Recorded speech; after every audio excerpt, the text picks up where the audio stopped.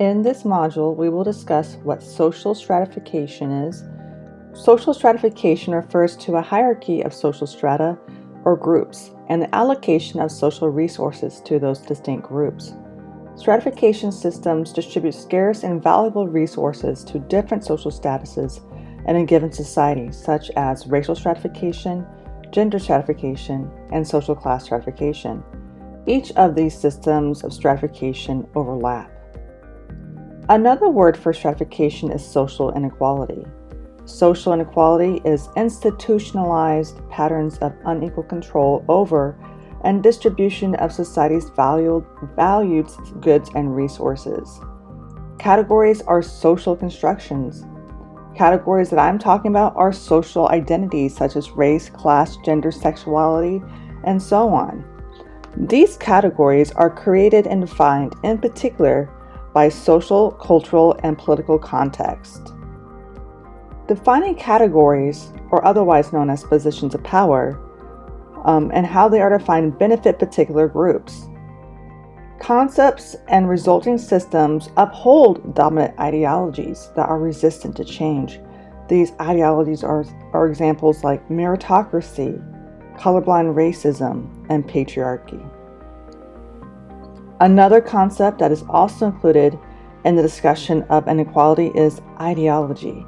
An ideology is a set of stereotypes that interprets the treatment of various groups as natural, as an outcome of the group's pre-assumed inferior traits.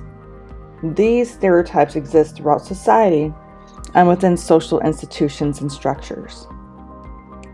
Ideologies can encourage us to feel comfortable with harsh treatment of some people by presenting a pervasive belief system that runs throughout society. And in addition, dominant groups must produce an ideology so that exploitation is explained, justified, and rationalized, and comes to be seen as natural, normal, and acceptable parts of social life. We simply accept this and don't question that they could be wrong. Although individuals are important when we look at society, when we use a macro focus in sociology, we are more interested in a person's or social group's social location. One's social location or place in society is determined by one's position on the race, social class, and gender hierarchies. Race is a social category that describes a person's ancestry and selected physical characteristics, such as skin color, hair texture, and eye shape. Race is an important social category because it influences outcomes. For example, Vanderbilt football player Corey Beatty and Brock Turner both committed a horrendous crime of rape. Beatty was sentenced to 15 to 25 years in prison, while Brock Turner was sentenced to 6 months in incarceration. While there is several factors that can explain this discrepancy in sentencing, a primary factor is racial inequality. Class is defined as a position in the economy. It is the distribution of wealth, income, and poverty. It is also the distribution of power and authority in the workplace. Wealth measures the amount of valuable economic goods that have been accumulated at a given point in time. Income, however, measures the amount of money or goods that is obtained over a given interval of time, such as biweekly, monthly, or annually. Poverty is the state of having few material possessions or little income.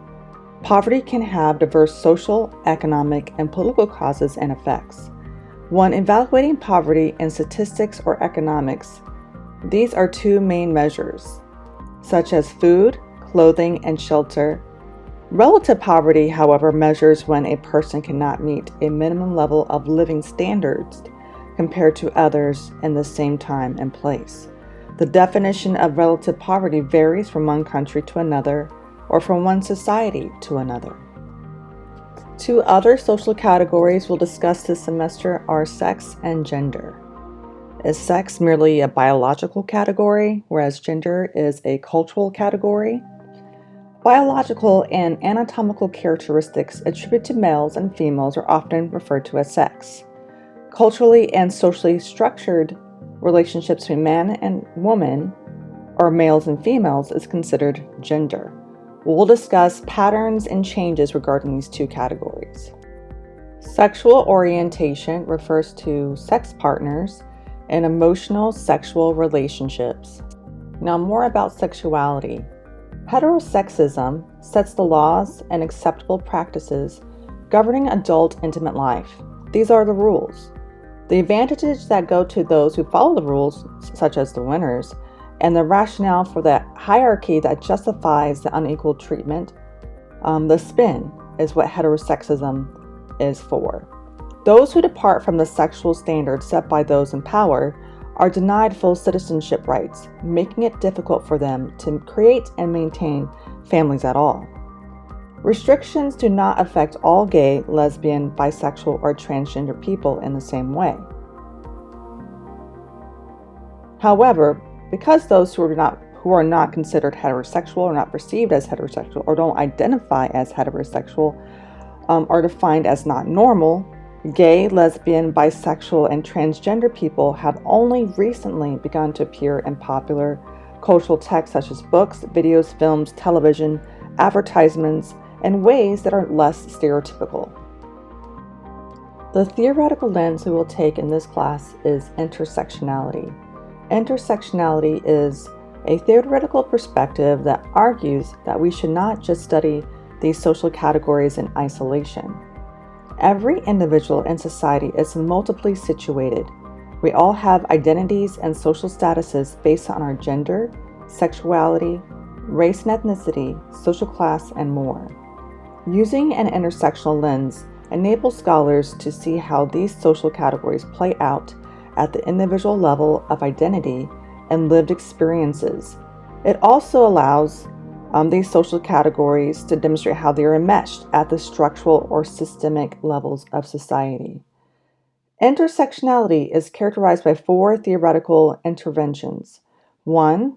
Placing the lived experience, people of color and those who are marginalized, at the starting point of the development of theory. Exploring the complexity not only of individual identities, but also the group identity. 3. Unveiling the ways interconnected domains of power organize and structure inequality and oppression. And 4. Promoting social justice and creating change. In this graphic, we see various types of identities that are considered privileged or oppressed.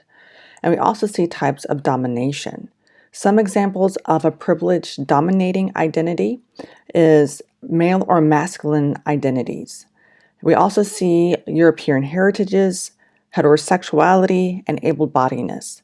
Take some time and list what types of identities you have and whether you consider them privileged or oppressed.